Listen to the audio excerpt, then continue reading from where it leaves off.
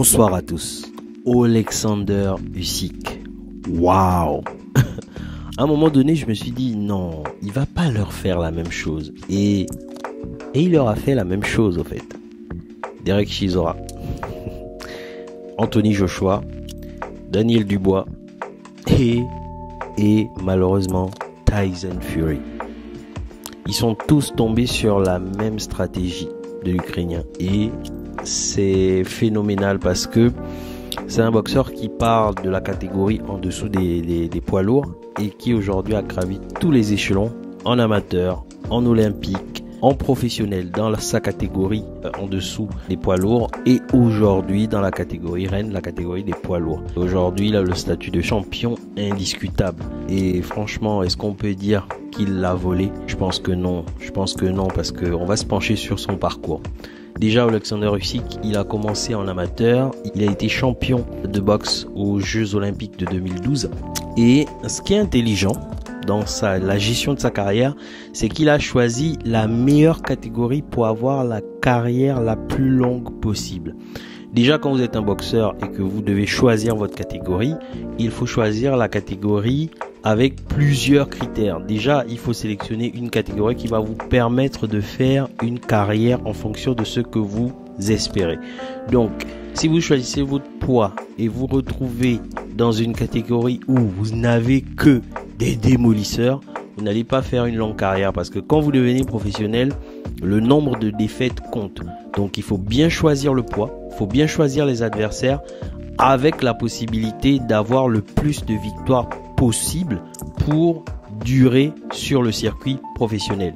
Et ce qui est intelligent, c'est qu'il a choisi la catégorie juste en dessous des poids lourds parce qu'elle lui permettait en termes de carrière d'avoir déjà une carrière beaucoup plus longue. En plus de ça, ça lui permettait de ne pas être trop loin de son poids naturel parce que c'est quand même un gars, c'est un beau bébé, c'est un gars de 1m90, donc il peut facilement compétir en tant que poids lourd. Mais il a fait le choix de carrière de compétir en dessous. Donc c'est vraiment un très bon compromis parce que en dehors du fait de ne pas se retrouver avec des démolisseurs dans sa catégorie, il se retrouve avec le meilleur rapport poids-puissance. Parce que en descendant un peu, c'est pas un boxeur qui souffre quand il nous faut faire le poids dans la catégorie en dessous des poids lourds. Et il garde sa puissance, il garde sa vivacité, il garde sa technique. Et c'est un boxeur très technique. Il n'est pas connu pour ses KO, mais il est connu pour sa technique. Et en fait, le fait de choisir cette catégorie, c'est le meilleur choix qu'il puisse faire. Et d'ailleurs, c'est en faisant ce choix de catégorie qu'il a fait une grande partie de sa carrière.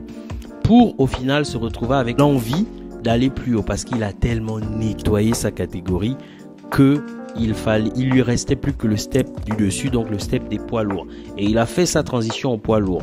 Là où il est malin, c'est qu'il n'est pas devenu un poids lourd encombrant. Pourquoi? Parce qu'il a voulu garder la vivacité qu'il a toujours eu tout au long de sa carrière. Ce qui faisait sa force et ce qui fait la différence. Parce que regardez les gabarits des mecs avec qui s'est tapé. Anthony Joshua, Daniel Dubois, Tyson Fury, ce sont des monstres en fait.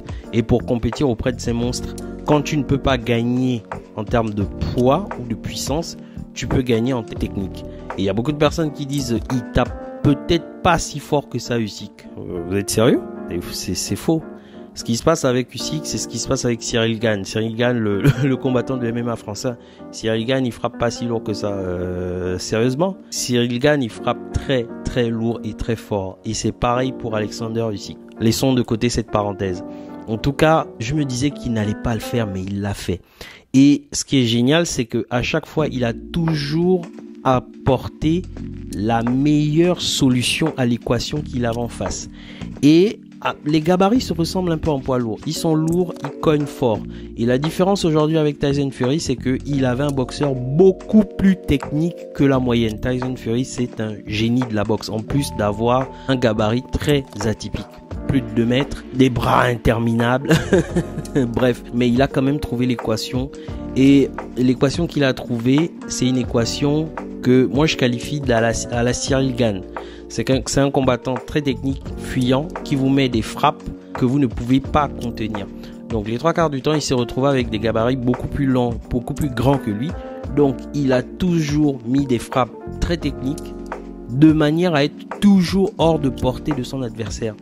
Et c'est une stratégie à peu de choses près qu'il a répété avec tous les combattants. Tu peux pas le frapper, tu peux pas l'attraper. Et lui, il te met des coups, il te met des points, il te met des points, il te met des points. Et s'il a la possibilité de te finir, il te termine, simplement. Et il n'a pas eu la possibilité de terminer Tyson Fury à l'issue de leur deuxième combat. Mais masterclass. Est-ce qu'au final, le meilleur boxeur de sa génération, c'est pas lui au final, Alexander Usyk? Il était sous les radars parce qu'il n'était pas en catégorie poids lourd, mais maintenant qu'il est monté en poids lourd, il a quand même démoli l'un des boxeurs considérés comme le meilleur de sa génération et il a trouvé une solution. Et de quelle manière il l'a fait? Il l'a nettoyé en 2 matchs sans contestation. Ceux qui pouvaient dire oui, peut-être pas dans le premier match, deuxième match, il remet le couvert et il est terrifiant. Il est terrifiant simplement. Donc, plein de respect à lui. Par contre, je me dis, est-ce que dans la meilleure période de la catégorie de Tyson Fury, Alexander Usyk aurait pu battre Tyson Fury de la même manière? On ne peut pas le dire, avec des si on refait le monde. Mais je me dis que Alexander Usyk, bon bien sûr il aurait été plus jeune, il aurait eu peut-être un peu moins d'expérience, mais il aurait été plus jeune face à Tyson Fury qui a gagné le titre face à Klitschko, qui est le meilleur Tyson Fury qu'on ait vu en professionnel. Est-ce que Alexander Usyk aurait été capable de battre ce Tyson Fury là? La question reste posée. Et c'est pareil pour les autres boxeurs poids lourds qu'il a pris, parce qu'il les a pris dans la fin de leurs meilleures années en tant que boxeur. Donc ils sont plus entre la fin de leurs meilleures années en tant que boxeur et presque la fin de carrière. Donc c'est aussi un très bon choix stratégique le fait de les avoir pris à cette période là, mais ça n'enlève rien à son succès. Je pense qu'il fait vraiment partie, il a un palmarès très sérieux pour postuler au rang de meilleur boxeur de sa génération. Est-ce que c'est le meilleur boxeur de tous les temps? Ça, on verra par la suite. Mais en tout cas, il fait partie des meilleurs boxeurs de sa génération. Et ce qui est terrifiant, c'est qu'il l'a fait en mi-lourd et il le fait en lourd. Et jusqu'à présent, personne n'a trouvé de solution à son équation. Félicitations, champion. Je m'arrête là.